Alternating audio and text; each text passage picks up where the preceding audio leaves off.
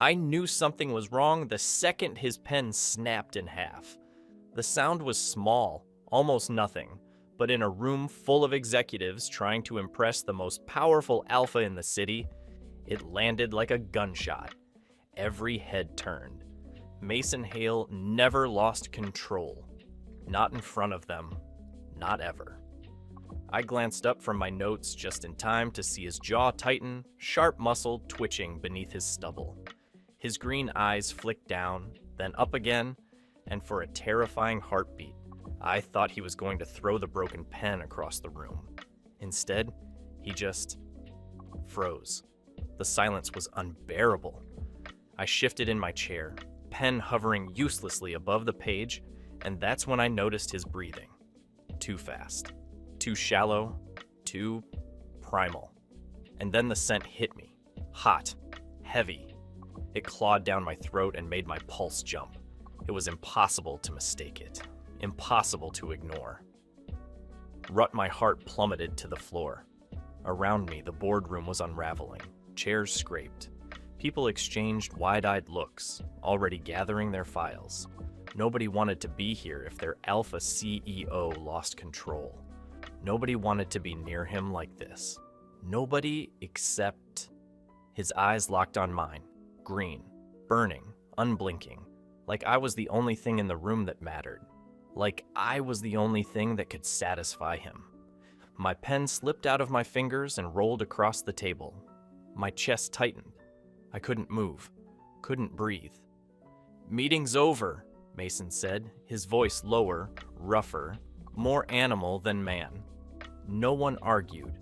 The executives scrambled, practically tripping over themselves to get out the door. Their whispers echoed as they scattered, but I couldn't catch a single word, because Mason hadn't looked away from me, not once. By the time the door shut, it was just the two of us. The silence pressed down like a weight. He moved, slow, deliberate, circling the end of the table until he was in front of me. Close, too close. His hand shot out before I could think, fingers wrapping around my wrist. I jolted, tried to pull back. It was useless. His grip was iron. "Mr. Hale?" My voice cracked, small and pathetic. His lips curled, but it wasn't a smile. "Come with me." And that was it. No choice, no question. He dragged me out of the boardroom, his stride purposeful, mine stumbling to keep up. Every set of eyes in the outer office turned to follow us. I felt their stares burn holes in my back, heard their whispers rise like a wave. The private elevator loomed ahead, sleek, black, only ever touched by him. My pulse pounded harder with every step closer. He swiped his card, the doors slid open, and he yanked me inside without a word. The doors shut behind us, sealing me in with him. The moment we were alone, the air thickened.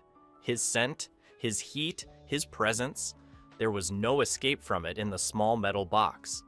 I pressed back against the wall, trying to find space, but there was none. His hand stayed on my wrist, not crushing, but unrelenting. I finally forced words out, shaky and thin. This isn't professional." His gaze cut to me, sharp enough to silence me instantly. "You think I care about professional right now?" His voice was a growl. The elevator climbed, every second stretching like forever. My heart hammered so hard I thought he could hear it. Maybe he could. When the doors slid open, we were at the very top. The penthouse floor only he had access to. The hallway stretched empty, silent, leading to massive double doors of glass and steel. Mason pulled me forward again. His stride didn't falter once. Mine barely held together. And when he shoved open those doors and dragged me into the vast, shadow-drenched penthouse, I knew one thing for certain. I wasn't leaving. Not until he was done with me. Flashback. About a year ago. I hadn't planned to stay long when I first took the job. It was supposed to be a stepping stone, a year as an assistant at Hale International, and then I'd move on to something smaller, saner, something that didn't involve the most feared alpha in the city. But then I met Mason Hale. The first day, I'd expected a monster. Everyone did. The stories about him were endless, ruthless, cold, untouchable. The kind of man who could rip an entire company apart just by walking into a room. And sure, he was terrifying. He barely looked at me when we were introduced, just gave the briefest nod before dismissing me with a flick of his hand. Like I was nothing. Like I'd already failed some test I didn't even know I was taking. But that didn't stop me from noticing things. Like how he never raised his voice in meetings, but people trembled all the same. How he could end a career with a single look. How everything about him radiated control, precision, perfection.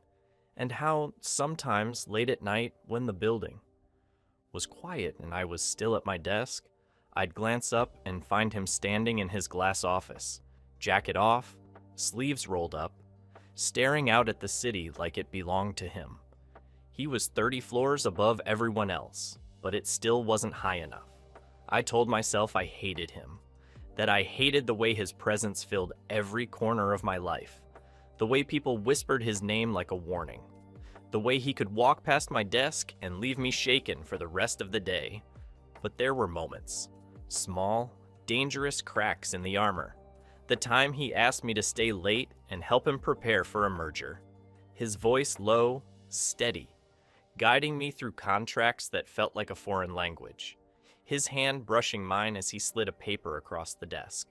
The jolt that shot through me, hot and sharp, even though he didn't seem to notice.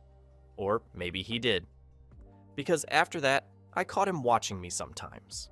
Not long, not obvious. Just enough for my pulse to spike before he looked away.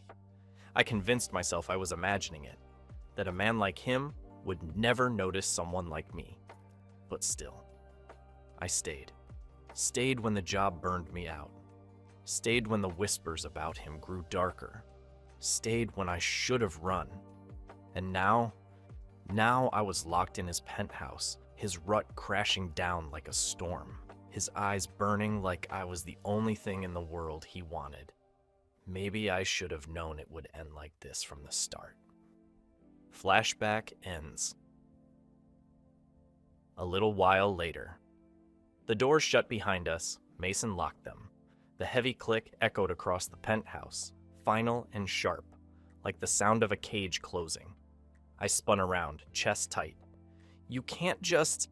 He cut me off with a look. His pupils were blown wide, his jaw clenched, his whole body humming with restrained violence. He looked like a man barely holding the leash on himself.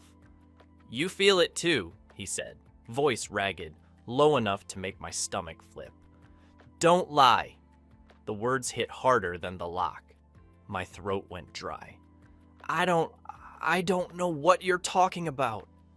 But even I could hear how weak it sounded. My voice shook, breaking halfway through. He moved closer, slow, deliberate. I backed up, step by step, until my shoulder blades brushed the cold glass of the window. Mason didn't touch me. Not yet.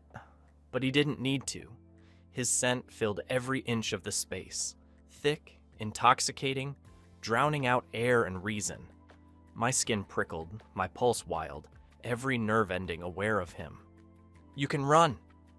His hand braced against the glass, inches from my head. His body leaned close enough that heat radiated off him. But you'll come back. Because your body knows. I shook my head fast, desperate to deny it. But the tremor that went through me betrayed me. He saw it. Of course he saw it. I pushed at his chest, but it was like shoving a wall. He didn't shove back, didn't force me, but he didn't budge either. He just waited, watching, breathing me in like he already owned me. Say you don't want this. His eyes burned green fire. Say it, and I'll stop. The words caught in my throat. My mouth opened, but nothing came out. Because I wanted to say it. I wanted to scream it. But my body betrayed me again. I leaned forward, just an inch, just enough. And that was all it took. His mouth crashed onto mine, rough, consuming. His growl rumbled through my chest as his hand caught my jaw, tilting me up, pinning me harder against the glass. The city stretched out below us, but all I could feel was him. It was fast, hard, desperate. My penance and my surrender all at once. I clawed at his shoulders, pulled him closer instead of pushing him away. Every denial I'd rehearsed shattered in that instant. I told myself I hated him, told myself I was the prey, but I knew the truth. I started it. I gave in. The next day, I thought I could bury it, pretend it was a mistake, a moment lost to madness. But the office didn't let me. The moment I stepped through the doors the next morning, the air was thick with whispers. Conversations stopped when I walked past. Eyes followed me from cubicles. Phones lowered mid-call. Why did he drag Tyler upstairs? Did you see his face when he came back down? He smelled like... I ducked my head, clutching my files, praying for invisibility. My hands shook so bad I nearly dropped my coffee. I told myself it was paranoia, that nobody could really know. But then I caught the way they sniffed the air when I passed. They knew. Alphas always know.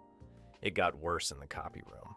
I was alone, feeding papers through the machine, when the door shut behind me with a thud. I turned. It was Davis, senior exec, broad-shouldered alpha who'd never said 2 words to me before. His eyes narrowed, nostrils flaring as he stepped closer. He marked you. His voice was sharp, accusing, more animal than human. What the hell did you do? My stomach dropped. I stumbled back until I hit the counter. It's none of your business. But it was. To him, to every alpha in the building, it was blood in the water. I could see it in his posture, in the way his jaw tightened. A challenge. Before he could say more, someone else came in, and Davis pulled back, throwing me one last searing look before leaving. I stood there shaking, clutching the copies to my chest, knowing I couldn't hide from this. Not here, not anywhere. 2 days later, it happened again. I was cornered in the lobby by another alpha, this one younger, cockier, reeking of cheap cologne and ambition. He leaned against the wall beside me, smirking like he had every right to block my path. So the boss is slumming it, huh? His eyes dragged over me, cruel and sharp. What did he see in you? My chest tightened. Move! He didn't. He leaned in closer, his scent pushing at mine, trying to drown it out. Bet he won't keep you long. Guys like him, they... Enough. The words snapped through the air like a whip. Mason's voice. The other alpha froze. My head jerked up, and there he was. Mason strode across the lobby, expression calm but deadly. His hand landed heavy on my shoulder, firm and possessive, his body slotting close against mine. Problem? His tone was soft, but the growl beneath it sent a shiver down my spine. The alpha muttered something and backed off fast, disappearing into the crowd. But Mason didn't let go. Not even when the entire lobby turned to watch. His hand slid from my shoulder, fingers brushing the back of my neck. Slow, deliberate, lingering. His thumb pressed against my pulse, feeling it race. Everyone saw. Everyone knew. I should have pulled away. Should have shaken him off. Should have screamed that I wasn't his. But I didn't move. And in that stillness, in front of everyone, Mason claimed me. And I let him. A few days later. The days after the lobby felt like walking through warm water. Slow. Every movement a little heavy. Everything refracted and magnified. It started small. Mason's protection was a series of tiny invasions that, once added together, felt enormous. On Monday, he redirected my lunch order because he insisted I try the new restaurant 2 blocks away. On Wednesday, he paused by my desk and asked about the stain on the cuff of my shirt like he actually noticed details about me. On Friday night, he texted a single emoji, a coffee cup, at 2 in the morning after I'd been up later than usual. I swore I wouldn't look at my phone. I looked. People cleared a path for us automatically now. It was ridiculous how the office bent around him, how I bent with it. The alphas who used to ignore me now sent sharp looks that said, without words, he's taken. Sometimes those looks were hungry, sometimes they were angry. Once, during a team review, a senior exec glanced at me and then at Mason, and I felt the temperature in the room drop, the way the air does right before a storm. I learned new things about him, too. Not the headlines, not the cold, unflinching CEO persona. The things he let leak when it was only us. He would slide a mug across to me in the early hours when I stayed late and say, "You look tired." He would stand in the doorway of my office sometimes and watch the city without saying anything, and I'd realize he'd stayed there for an hour. He surprised me once by setting my jacket over the back of my chair like a little private ceremony. A soundless announcement that I belonged to that space. Those small moments were addictive. They made me feel seen in a way I'd never been seen. They also made me afraid. Because with the protection came attention, and with attention, assumptions. I'd half believe I was important. Then an alpha would leer in the hallway, and I'd remember the way Mason's scent clung to me like a thread. I'd remember the growl he'd bitten back in the lobby. One night, 2 weeks in, we had dinner in his office. Actual plates, not takeout boxes. A candle he'd lit even though it looked ridiculous among all the glass and steel. He asked me about my father in a way that demanded an answer. Not superficial, but a real question that required trust. I told him about the one summer we'd spent at a lake and how I'd learned to swim by being thrown into the deep end. He smiled, and the way it softened his face made my chest ache. It was in that ache that the doubt started to seed itself. Because at the same time he was tender, he could slip into something that smelled like possession. He would brush my hair out of my face in front of a room full of people, and I'd feel sudden shame, like a prize being shown off. I'd wake some nights with his arm across my waist, and part of me felt deliciously safe, and another. Part of me burned with humiliation. Was everything only about Rut? Had that boardroom that morning been an accident of biology that he'd mistaken for fate? If I'm honest, I start to wonder whether I'm the man who can do more than satisfy him until the storm passes. The knot tightened until I couldn't ignore it. I started looking for a way to choose me. Not him. Me. So I wrote the letter. It was a short resignation, all business speak and phrases that made it sound deliberate. I said thank you for the opportunity. I said I'd give 2 weeks' notice. I said nothing about the way my stomach did somersaults whenever he left the room. I slid it across the executive assistant's desk with hands that wouldn't stop shaking, and I told myself this was an act of courage. When Mason found out, he always found out, he didn't rage. He didn't do anything dramatic at first. He called me into his office, and the way he looked at me when I stepped inside felt like being under a spotlight in front of 1,000 cameras. His jaw was set, his eyes unreadable. "Tyler," he said, folding his hands as if he were about to begin a meeting. I heard. I could feel the resignation in my chest, like a bird beating against the walls of a cage. "I can't." I started, then stopped. The words came out brittle. "I can't be someone's temporary thing. I can't wait out a rut." He stood then, and for a second, I saw the animal under the tailored suit. Not the predator everyone whispered about, but a man with a bruise behind his restraint. He walked to his desk and opened a drawer with slow deliberation. There was a small stack of files, and on top, my letter. He picked it up like it was an interesting specimen and scanned it once. "You don't get to leave because you're uncomfortable," he said quietly. "What?" My voice rose despite my efforts. "I deserve to be comfortable. I deserve to know I'm more than..."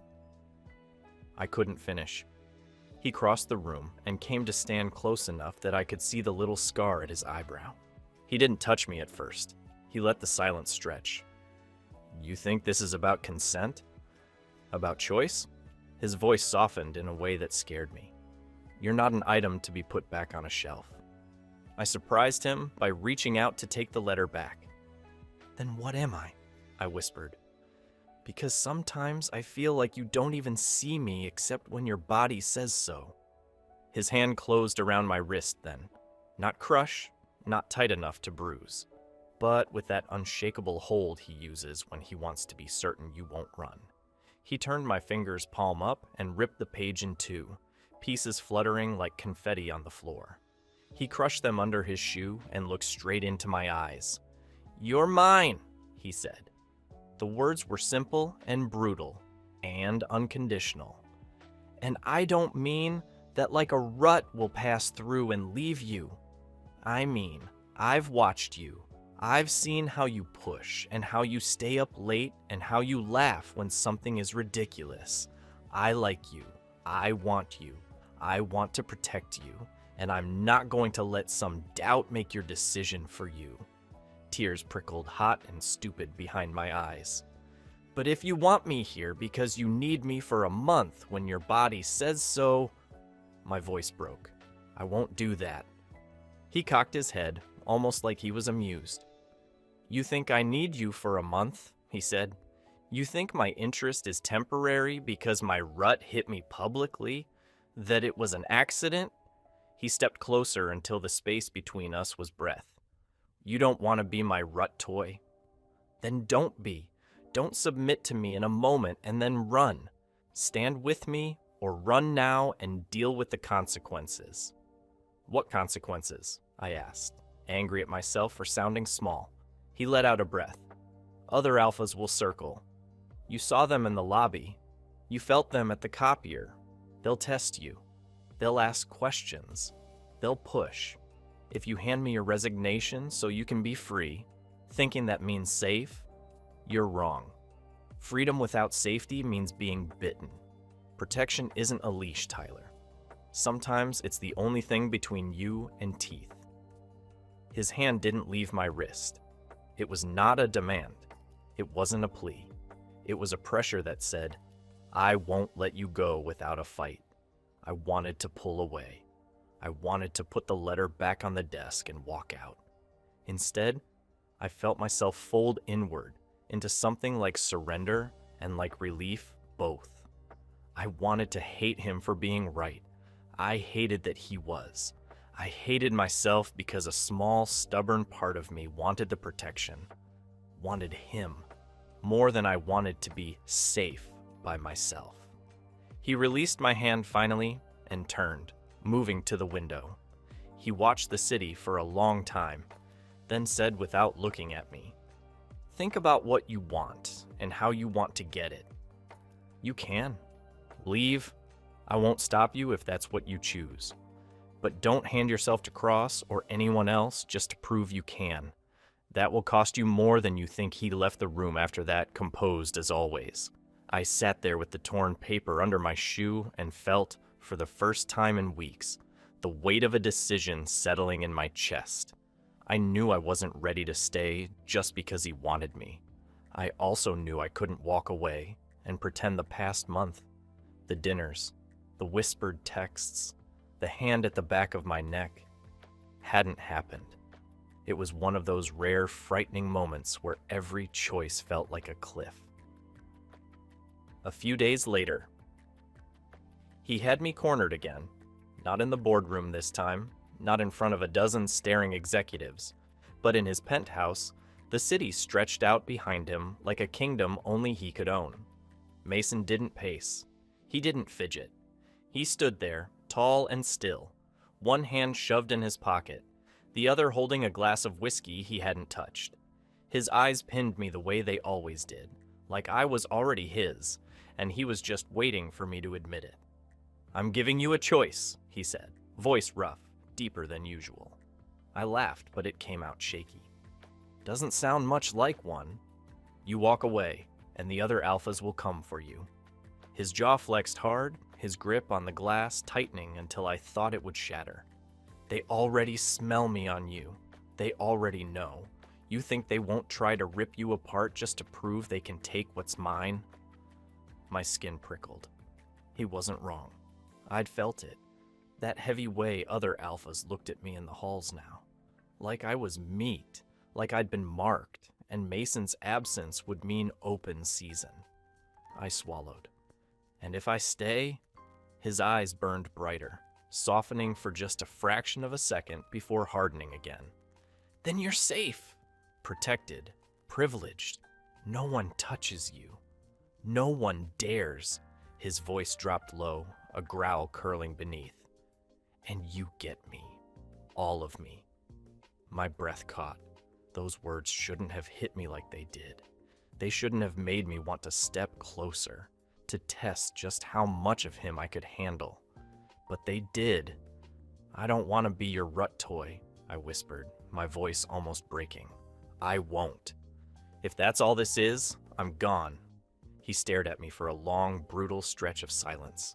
Then slowly, he set the glass down, stepping closer until I had to tip my head back to hold his gaze. Then we'll do it your way, he said finally. And God help me, my chest twisted so hard it hurt because I believed him. And because even though he'd given me an out, I knew I wasn't going anywhere. 2 weeks later. The invitation landed on my desk like a bomb. Mr. Cross would like to speak with you. Privately, Cross, Apex Industries, Mason's rival, a shark in a tailored suit. I told myself it was harmless. Just a conversation, nothing more. Maybe even a chance to prove I wasn't just the CEO's, whatever I was.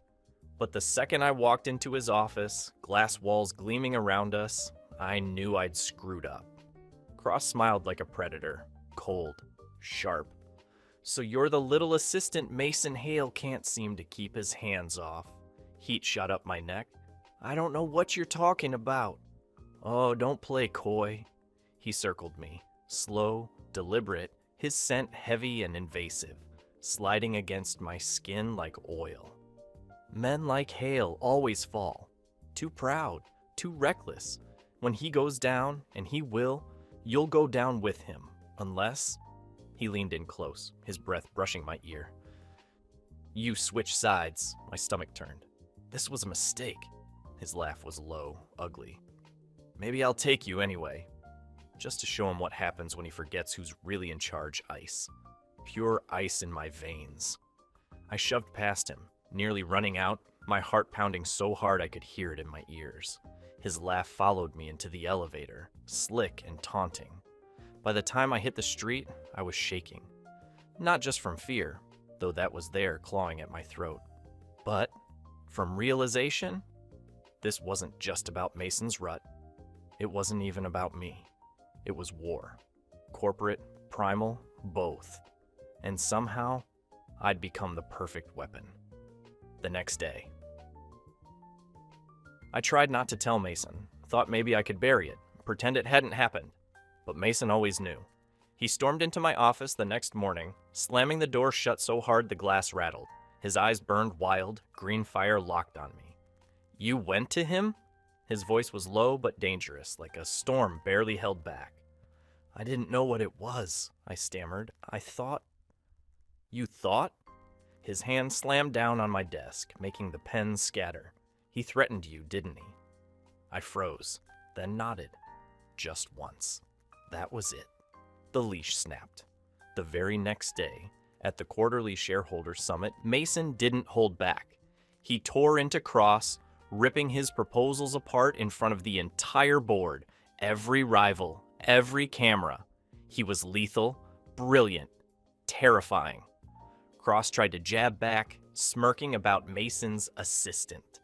My blood went cold, but Mason leaned forward, his voice dropping into that low, deadly growl. Touch him, and I will destroy you. Business, empire, every last piece of your pathetic kingdom. Try me. The entire room went still. No one doubted him, not for a second. But the real shock. It wasn't Mason's fury. It was mine. When Cross's eyes flicked to me, smug and taunting, I didn't shrink. I didn't look away. My chin lifted, my voice steady even though my heart thundered. You don't scare me, I said, clear and loud enough for everyone nearby to hear, because you'll never be him. Silence. Pure, ringing silence. Then Mason's hand found mine under the table, fingers curling tight. Not possessive this time, but grounding. Steady. Like I was anchoring him as much as he was anchoring me. And that was the moment something shifted. I wasn't just prey anymore. Not just the assistant he'd claimed in a fit of rut. I was standing beside him, equal, chosen, and maybe, for the first time, I realized that's exactly where I wanted to be. A few hours later, we come back to the penthouse like survivors crawling out of a fight. The city lights look different after something breaks and then gets glued back together, sharper, somehow more ours. Mason shuts the door behind us, and for the first time in weeks, the sound of the city feels far away. It's only him and me, and the slow tick of the clock on his mantle. I can feel the adrenaline hang in my skin, hot and stupid. My hands are still trembling from that meeting. I want to laugh, or cry, or both. Instead, I say the only thing that matters. I'm sorry, I say. It's small, immediate. I shouldn't have gone to him. I should have told you Mason watches me the way he always does. Not a scold, not exactly pleased, just cataloging, weighing. He lets the silence do the heavy work for a second before he crosses the room and sits on the edge of the couch, palms open like he's offering me something safe to land on. You thought you could handle it alone? He asks, but there's no bite to the words, only that low, rough thing under his voice that sounds like something older than him. I thought I could, I admit. I wanted to show you I wasn't just... I swallow. I didn't want to be your weakness. He laughs once, not unkind. You were never my weakness, he says. He leans forward, elbows on his knees. Up close, the green in his eyes isn't frightening so much as honest, like a mirror that won't let you hide. You don't understand, I say, tripping over the rest. How people look at me, talk about me, laugh at the idea of you protecting me. Something snapped. I felt tiny. I felt exposed. I panicked, and I went to him. I'm sorry Mason's hand finds the back of my neck, and the touch is surprisingly gentle. You panicked because you felt alone, he says, not because you were weak. His thumb rubs in slow, even circles. I can feel the steady of him under my skin. I always knew you were mine, Tyler. That's not new. My breath catches. You knew? He nods like it's the simplest thing in the world. Of course I knew. I didn't tell because I wanted you to choose me without pressure. I wanted you to know you weren't taking shelter. You were choosing to stand next to me. But when he threatened you, that changed things. I saw that smugness in Cross, and something inside me snapped the way your calm snapped. I couldn't let it slide. He looks at me then, and for a second, the hard edges stop being sharp. Listen, I didn't drag you into my life because of rut or hunger. That morning, my control was gone because my body answered before my brain caught up. But you're not just some moment to me. Never where I think about how he's been with me these last months. How he touches my back in a room full of people like a quiet announcement. How he caught my eye in meetings and made me feel like I could speak. How he reads me and keeps the parts of me that are afraid safe without smothering the parts that fight. I'm not just lust, I whisper, because I need it said. I need to hear it in a world that's been loud with rumors. No, he swallows. I want you. I wanted you in that moment, but I want more than that, Tyler. I wanted someone who'd stand with me, not behind me. I want someone who challenges me, who holds me accountable. I want you. He leans in, and this time his kiss is slow, not the rut-driven crash from the windows. It's deliberate, taking its time like it's setting a promise. When he pulls away, his fingers are curled against my jaw like a seal. Marry me, he says. I laugh because my brain trips over the suddenness of the word, but the laugh is half cry. What? He reaches for a small black box on the coffee table and sets it in my palm. The ring inside is simple, not flashy, not a throne of diamonds. But when I look up at him, I can see the way it's meant to fit me. Tyler. He says my name sounds like he's claiming the syllables, making them his. Be my partner. In life, at this company. Equal at the table. I'm naming a 50% stake in Hale International to you. Half the board will be yours in name and voice. Half the power. Equal momentum goes through me. I hadn't expected half the company, hadn't expected that kind of offer. My gut tightens. Power is intoxicating and dangerous, and it can devour you. This isn't what I wanted the most. Not really. I open the box because there's no graceful way out of whatever this is. The metal is cool against my palm. I think about everything I'd been running from. Whispers, the idea of being someone's trophy, the notion people would never take me seriously. Then I think about this, about being seen, actually seen, about him asking me to be equal, not hidden in his shadow. This isn't about the company for me, I say finally, voice low. Not really. I don't want the title to be my prize. I want respect. I want to be your equal. I want someone who listens, who cares, who fights beside me and not at me. Mason's jaw works. Then take the partnership because I won't give it to anyone else. Take it because I want you in my life and my business. I want you to have a say. I want you to be safe, but I want you to be powerful too. I want you to choose me, not because I'm powerful, but because you want to be with me. I look at the ring again, then up at him. The city hums outside, oblivious.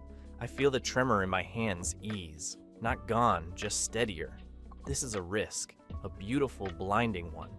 But if I'm honest, I've wanted this. To be wanted and respected, loved and listened to. Yes, I hear myself say. Yes, I'll be your partner. He slides the ring on my finger like it was always supposed to be there. It fits, snug and right. His face splits into a rare, soft smile that makes my heart hurt in a good way. And, he asks, eyes glinting. And I'll stand with you, I say. Not under you. Not behind, beside you.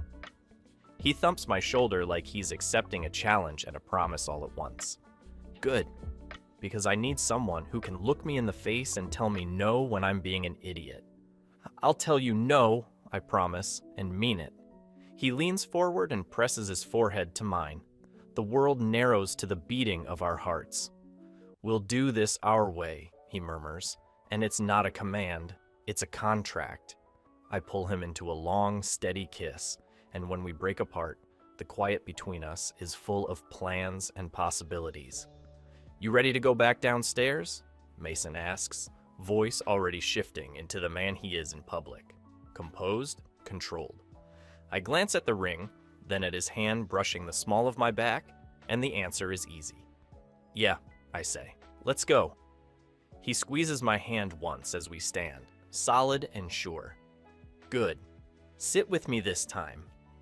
We walked into the elevator together, side by side, not assistant and CEO, but partners sashaying toward a room where I once sat in the corner. I breathe steady, feeling the new weight on my finger and the even heavier one under my skin. The one that says I'm chosen. And when we step into the boardroom, when the whispers start and the old chair looms, I don't think about the chair I used to occupy. I think about the man beside me, about the promise we just made, about the world we're going to build, together. 3 days later. The next time I walked into the boardroom after everything, I didn't take my old seat. For years, I'd sat at the corner of the table, quiet, pen scratching across a legal pad while titans of industry spoke over me like I was invisible. Not today. Mason's hand brushed the small of my back as he guided me forward, ignoring the way whispers rippled across the room. He didn't say a word, just pulled out the chair beside him, the one that had always sat empty, waiting. I sat, not as his assistant, not as a pawn in his rut. I sat like I belonged there. The meeting kicked off. Reports, numbers, graphs, things that used to blur together. But this time, when one of the execs stumbled over a detail, I spoke up. Calm, confident. My voice carried, and when silence followed, Mason didn't interrupt. He didn't correct me. He leaned back in his chair, green eyes burning into me like he'd been waiting for this moment all along. The rest of the room noticed too. They whispered, they stared, and for once, I didn't shrink under it, because I wasn't just the assistant anymore. I was his partner. And the strangest part? That terrified me less than it thrilled me. Months later. Time has a way of making the extraordinary feel normal. Months had passed. The empire kept growing. Mason kept conquering. And me? I'd stopped fighting the truth. I wasn't hiding anymore. Everyone knew. The way his eyes found me in every room. The way no alpha dared breathe too close when I was near. The way I sat beside him at every meeting, not behind. That day, in the boardroom, the chatter was endless. Proposals, projections, strategies flying left and right.